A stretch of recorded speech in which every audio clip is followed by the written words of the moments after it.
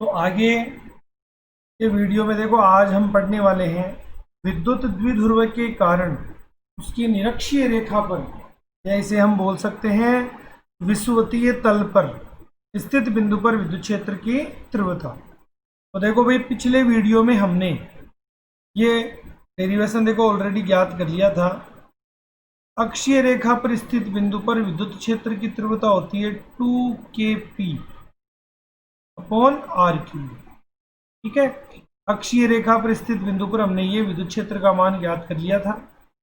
और जो रेखा अक्षीय रेखा के लंबवत होती है वो कहलाती है यहाँ निरक्षीय रेखा। तो देखो, विद्युत द्विध्रुव क्या है, मैं वापस परिभाषा रिपीट कर देता हूँ।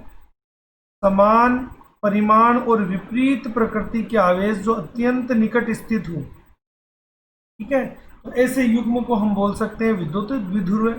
तो आपने देखो ये माना है कि माइनस क्यू प्लस क्यू, ये विद्युत द्विध्रुव के दो आवेश है, एक दूसरे से 2a दूरी पर स्थित है। ठीक है, और ये देखिए दोनों आवेशों को मिलाने वाली अक्षीय रेखा के लंबवत जो ये वाली रेखा है, ये यहाँ आ जाएगी आपकी निरक्षीय रेखा।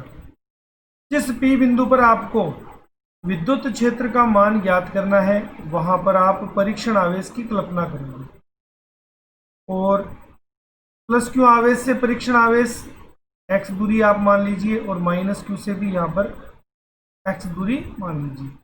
तो देखिए, आपने पढ़ रखा है कि एक सिंगल आवेश के कारण जो विद्युत क्षेत्र का मान है वो आपको ऑलरेडी देखो पहले बता दिया जा चुका है। फिर बता देता हूँ, एक अकेला आवेश चाहे प्लस क्यू हो चाहे माइनस क्यू हो, से आप बोलते हो बिंदुवत आवेश। और एक अकेले आवेश के कारण विद्युत क्षेत्र का जो मान है वो होता है के क्यू बटा आर स्क्वायर, यानी जो भी बीच की दूरी है उसका वर्ग। तो देखिए आपके सामने प्लस क्यू और परीक्षण आवेश के बीच की दूरी आपको दिखाई हुई है x। तो सबसे पहले देखो, आप यहाँ लिखोगे निरक्षीय रेखा पर विद्युत क्षेत्र का मान ज्ञात करने के लिए कि प्लस क्यू आवेश के कारण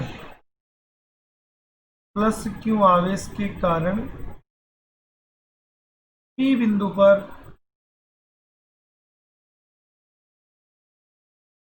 पर विद्युत क्षेत्र।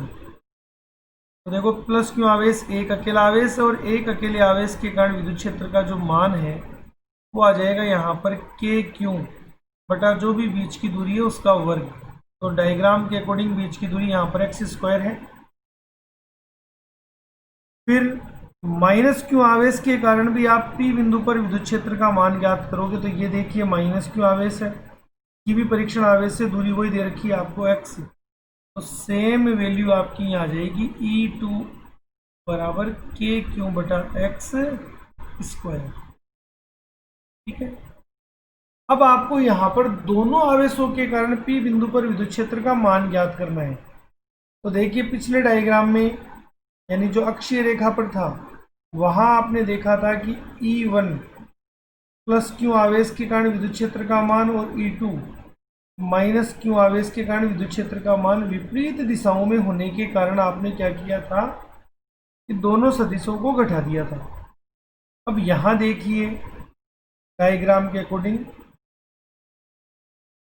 ये देखिए कि इस प्लस क्यू आवेश के कारण जो विद्युत क्षेत्र की दिशा है वो आपके सामने बनी हुई है, वो आ जाएगी E1 इस तरफ, क्योंकि प्लस प्लस को प्रतिकर्षित करता है परीक्षण आवेश का मतलब है एकांक धन आवेश, और माइनस प्लस को अपनी ओर आकर्षित करता है, तो इसकी जो दिशा है वो आ जाएगी इस तरफ E2। तो दोनों दिशाएं देखो इस प्रकार से है कि ना तो एक तरफ है कि हम इनको जोड़ दें, और ना ही विपरीत दिशाओं में है कि इनको घटा दें। तो ऐसी स्थिति में आपको क्या करना पड़ेगा, इनको घटकों में वियोजित करना पड़ेगा। और घटकों में वियोजन देखो आपने पढ़ रखा है कि जिस सदिश राशि को घटकों में बांटा जाता है उसे बीच में रखते हुए आपको दो घटक बनाने हैं। ठीक है, ये दो घटक बन जाएंगे। तो कोण की कंडीशन के अकॉर्डिंग जिस आधार भुजा पर कोण बनता है वो घटक आ जाएगा कोस का, तो ये आ जाएगा E1 कोस थीटा, और ये वाला घटक आ जाएगा E1 साइन थीटा, ऑलरेडी लिखे हुए हैं।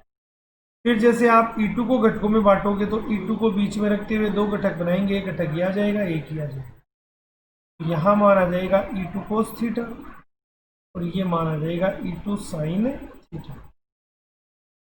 ठीक है, डायग्राम के अकॉर्डिंग E1 E2 इक्वल है, यहाँ E1 sine theta E2 sine theta परिमाण में समान, और दिशाओं में विपरीत होने के कारण आपस में निरस्त हो जाते हैं।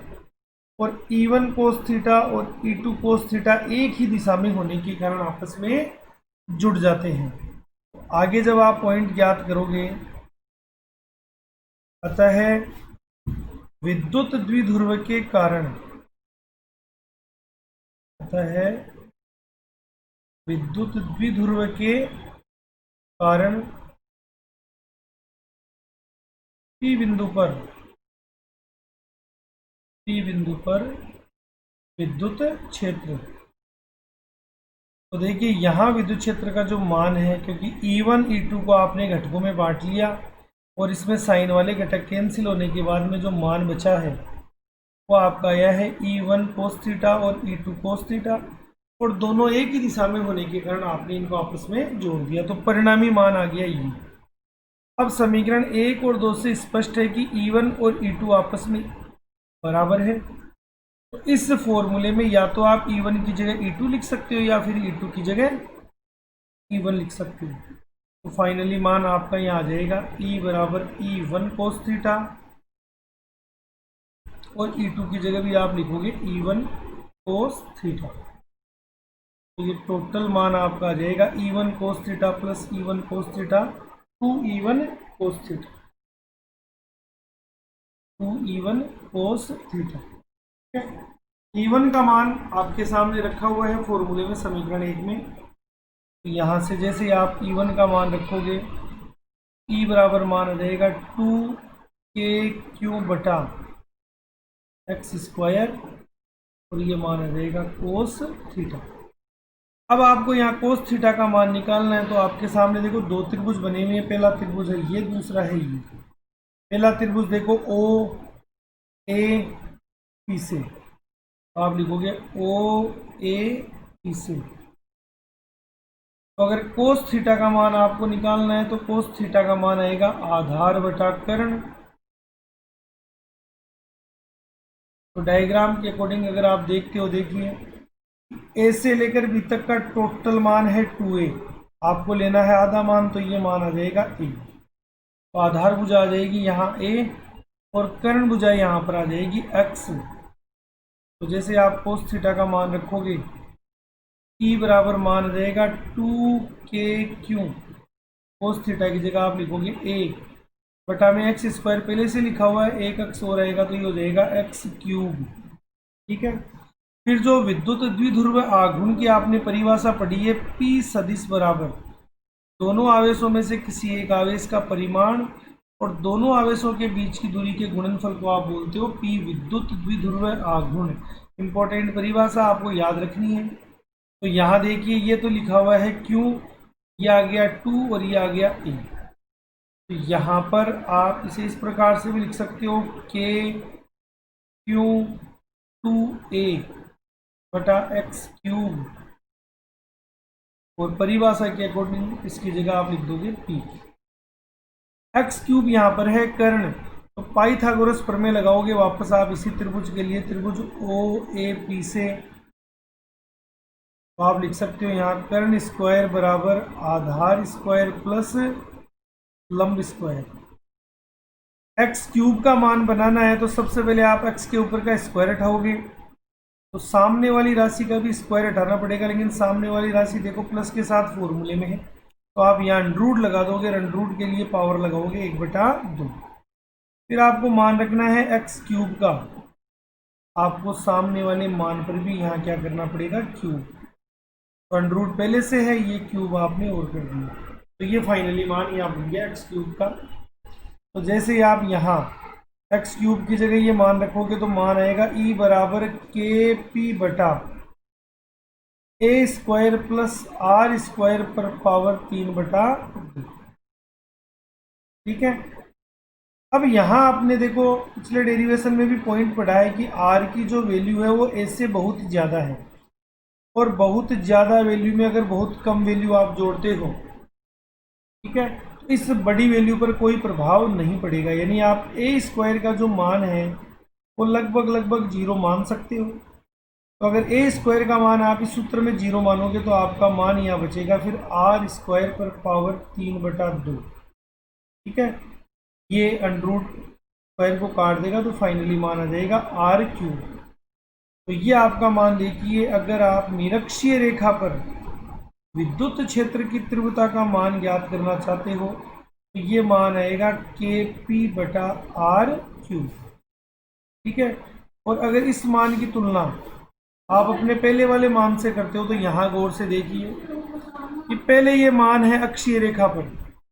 अक्षीय रेखा पर जो मान है वो देखो 2 से गुणा किया हुआ है। तो अगर दोनों की तुलना आप करते हो तो यहाँ ऐसा भी लिख सकते हो, 2 को अपनी जगह रख दो और यहाँ आ जाएगा ये निरक्षीय रेखा। इसका मतलब कि अक्षीय रेखा पर विद्युत क्षेत्र की तीव्रता का जो मान है वो निरक्षीय रेखा की तुलना में क्या होता है, दुगना होता है।